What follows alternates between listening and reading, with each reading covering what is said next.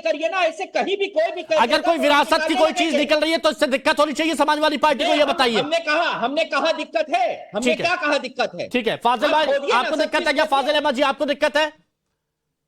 देखिए, हम तो 3 बातों की जवाब देना चाहते हैं। अगर आप कहें तो हम दे दें, नहीं तो चुप हो जाए हम। मैं 3 बात कहूंगा क्योंकि 3 बात यहां सामने आ गई। सबसे पहली बात कि राम मंदिर की खुदाई में बुद्ध की मूर्ति मिली, उसका क्या हुआ? क्यों नहीं बुद्ध को दे दिया आपने? उसको भी होना चाहिए। सोमनाथ मंदिर के नीचे एसआई के सर्वे में 3 गुफा मिली, बुद्ध गुफा मिली, उसको भी दे दीजिए। दूसरी बात, इन्होंने किशन सिंह ने कहा कि बुद्ध हमारे मैं चाहता हूं कि इनकी जो भी बात कर रहे हैं कि बुद्ध चोर है, ये रामायण में लिखा है कि बुद्ध चोर है। आप बताइए कि बुद्ध किसके हैं?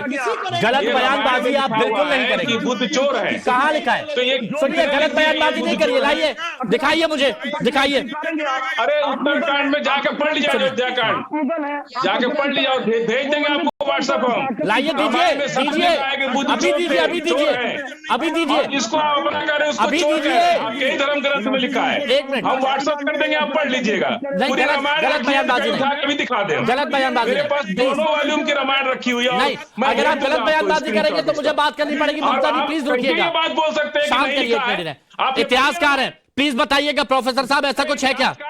अरे बताइए, बुद्ध की मूर्ति कहाँ मिली राम मंदिर के नीचे, सोमनाथ के नीचे? क्या बकवास कर रहे हैं? रामायण में ये कौन सा इतिहास लिखवा रहे ना? क्या है सही का यहाँ पे पाकिस्तानियों? हाँ, कौन सा इतिहास है? हाँ, इस देश का सारा दलित दिखाई ना, एक फोटो दिखा दे उसकी जो बुद्ध की मूर्ति मिली है बुद्ध से के नीचे। क्यों नहीं खुदाई करा दे रहे पूरे देश में? अरे नफरत तो बड़ा ही सुना करता है। बदायूं में गुंडों ने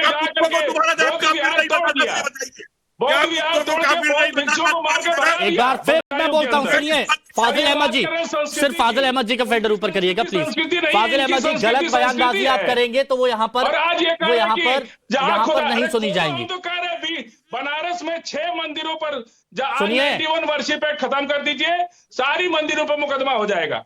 अच्छा, हम तो कह रहे कि 91 आइए ना, आप आगे करके बताइए, करके बताइए। मंदिरों को छोड़ना पड़ेगा। फाजिल अहमद भाई करके बताइए ना, आइए आगे। आप किस लिए बैठे हैं? तोड़ के जो मंदिर बनाया आपने। सुनिए सुनिए सुनिए, ये आप देख रहे हैं आपके पास में जो विंडो चल रही है उसमें आप तस्वीर देख रहे हैं, क्या है?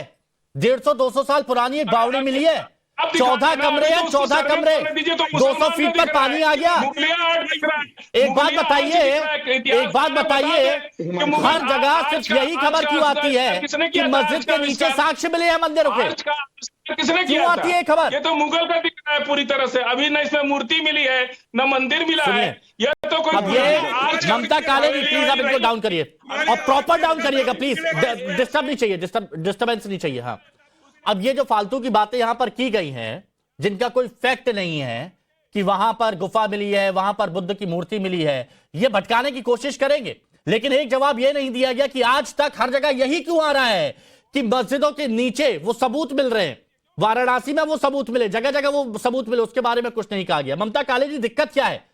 इतना सब कुछ मिल रहा है, 14 कमरे, बावड़ी, 2 शुरुआत में जो मिट्टी और पत्थर, और नीचे की जो 2 मंजिला है उसमें संगमरमर बिछा हुआ है, इतना सब कुछ मिल रहा है, इससे क्या दिक्कत है?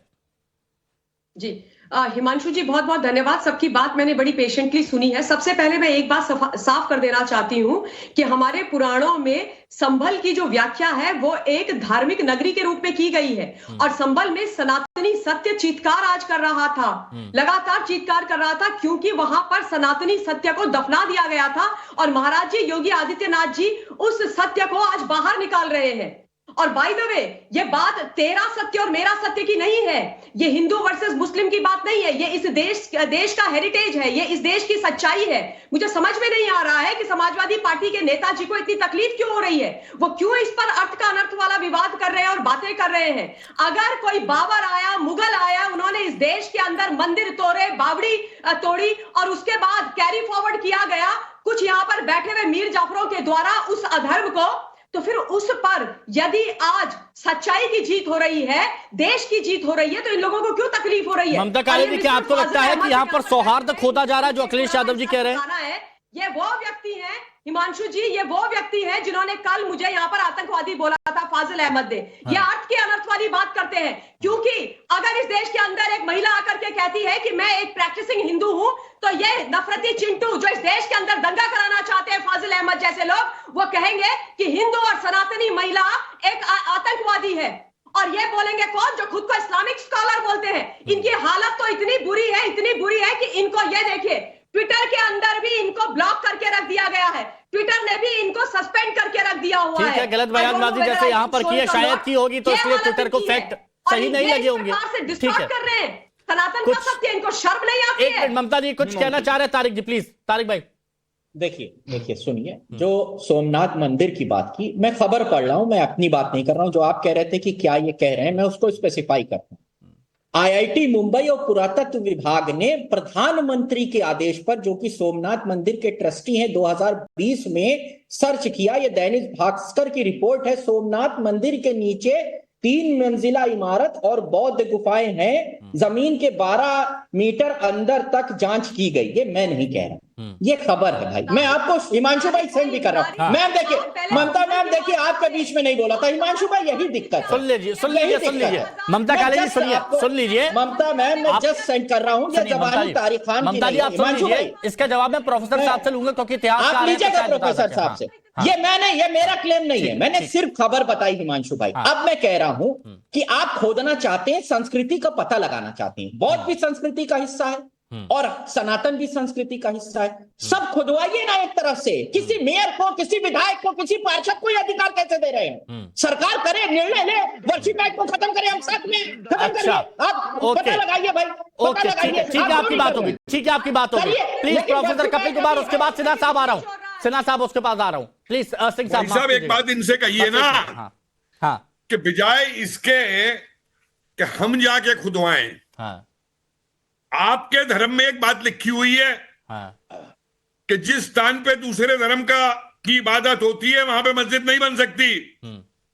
तो हमारे खुदवाने से पहले अगर आप में इतना सौहार्द है तो आप अपनी मस्जिदों को पहले खुद नीचे खुदवा लीजिए। ठीक है, हम नहीं आएंगे, हम नहीं खोदेंगे, आप खुद खुदवा लीजिए जरा। मैं जवाब देता हूं। समझ गए? हिम्मत है तो। और बौद्ध आप कर रहे हैं भड़काने के लिए। बामियान में आपके इस्लामियों ने क्या किया था अफगानिस्तान में? तब तो आपके मुंह के अंदर क्या दही भर गया था। एक के मुंह से तब जबान निकली थी जब बामियान में तालिबानियों ने तोड़ा था बुद्ध को। रोहिंग्या जो मार रहे हैं, रोहिंग्या मुसलमान बौद्धों को बर्मा में आज भी, जिसकी वजह से रोहिंग्या निकालने का रिवाज है, उस पे तुम्हारी जबान पर ताना पड़ जाता है। और यहाँ भड़काने, क्या कह रहे हैं?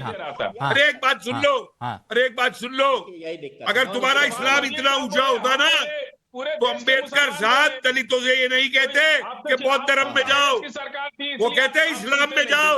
इस्लाम में बी आर अम्बेडकर साहब ने भी क्या लिखा है? ठीक है, उनकी किताब जो पाकिस्तान में, हाँ सिंह साहब, उस किताब में एस एन